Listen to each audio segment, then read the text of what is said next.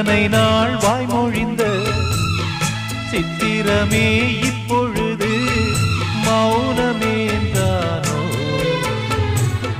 மின்னலென மின்னிவிட்டு கண்மறைவாய் சென்று விட்ட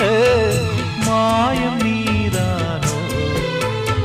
உன்னால் வந்த காதல் உன்னால் தானே வாழும் என்னை நீங்கி போனார் உன்னை சேரும் பாவம் எனக்கொரு அடைக்கலம் வழங்குமோ உன் இதயமே அன்பேவா அருகிலே என் வாசல் வழியிலே உல்லாச மாளிகை